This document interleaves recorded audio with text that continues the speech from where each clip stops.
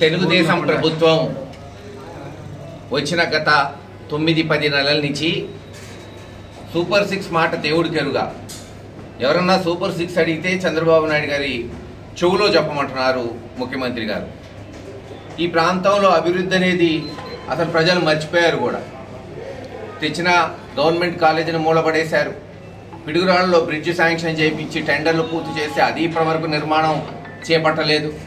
తాగునీటి పథకాలు దాచేపల్లికి, గురజాలకి, నసరావుపేట పిడుగురాళ్ళ పట్టణానికి లేదు గ్రామాలకి తీసుకొస్తే అంతంత మాత్రంగా సాగుతున్నాయి. ఇలా కనీసం మేము తెచ్చిన గ్రాంట్లు పూర్తి చేసినా బ్రహ్మాండంగా ఉంటుంది నియోజకవర్గం. అభివృద్ధి మాట, సంక్షేమం మాట పక్కన పడేసి కేవలం గొడవలే పరమార్థంగా తెలుగుదేశం ప్రభుత్వం ఈరోజు ఈ ప్రాంతంలో పాలన సాగుతుంది. దీనికి జవాబు చెప్పాల్సింది ఎర్రపతినేని శ్రీనివాసరావు గారు.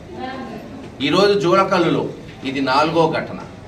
మొట్టమొదట ఎస్సీలు మహేష్ కానీ లేదు వందనం మర్యాదాసు, ఆ తర్వాత ముస్లిమ్స్ నన్నేసా, ఆ తర్వాత మరి కొంతమందిని పోలీస్ స్టేషన్ తీసుకెళ్ళి అక్కడ కొట్టారు. అంకారావు, సుబాని, వీళ్ళని హసన్ని, మళ్ళీ తర్వాత లక్ష్మారెడ్డిని, ఈ రోజున మళ్ళీ వెంకటరెడ్డిని, పిచ్చిరెడ్డి. ఇది జూలకల్లో చేస్తున్న ప్రభుత్వం. గమనిస్తున్నాం. మేమే అందరిని అన్నట్లా, జూలకల్లో ఉన్న తెలుగుదేశం నాయకులు అన్నట్లా ఉన్నారు కొంతమంది పనికి మాలినోళ్ళు. ఖచ్చితంగా లెక్కలు రాస్తున్నాం, రేపు చూసుకుంటారు మీరు కూడా ఎలా ఉంటుంది. పోయినసారి లాగా మట్టుకుండదు. ఇంతకు ముందు అందరూ ఒకటేలే, అందరికీ చేయాలే, న్యాయం ధర్మం తప్పు, అందరిని తెలుగుదేశం అయినా వైఎస్ఆర్ అయినా సమానంగా చూడాలన్నాడు జగన్మోహన్ రెడ్డి గారి. సంక్షేమం అలాగే జరిగింది.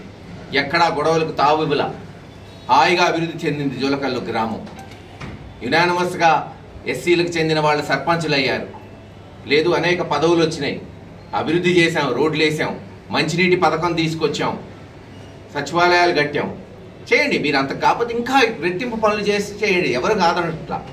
కానీ ఇలా ఒక్కొక్కళ్ళని కొడతాం, ఒక్కొక్కళ్ళని చేసి కొడతాం అంటే ఊరుకునే రోజులు పోతాయి. బలం ఉన్న ఊరు అది వైఎస్ఆర్సీపీ, గుర్తుపెట్టుకోండి. అందరూ ఒకటయ్యారా ఎలా ఉంటుందో పరిస్థితి. అప్పుడు ఆపడానికి మహేష్ రెడ్డి కూడా ఉన్నాడు, గుర్తుపెట్టుకోండి.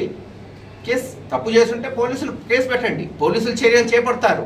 ఏ తప్పు లేకుండా చేలకపోతున్న వాళ్ళని, వాళ్ళ పనులు చేసుకుంటున్న వాళ్ళని ఏదో బెదిరించాలి, బెదిరిపోయే ప్రశ్నే లేదు. జూలకల్లో అందరూ వైఎస్ఆర్సీపీ నాయకులు కూర్చుంటారు, మాట్లాడతారు, ఒక పరిష్కారానికి వస్తారు, ఒక తాటి మీద వస్తారు, ఆ తర్వాత తేల్చుకుంటారు రాబోయే కథేంటో. ఖచ్చితంగా ఎక్కడైనా సరే హింసకి తావు ఉండకూడదు. దాన్ని మేము తీవ్రంగా ఖండిస్తున్నాం. అభివృద్ధి చేయడానికే ప్రభుత్వాలు వస్తుంటాయి, పోతుంటాయి, చూసాం కదా. అనేక ప్రభుత్వాలు వచ్చినాయి, అనేక ప్రభుత్వాలు పోయినాయి. చేసిందే చివరికి మిగిలిండేది. అలా కాదు, గొడవలే ముఖ్యం.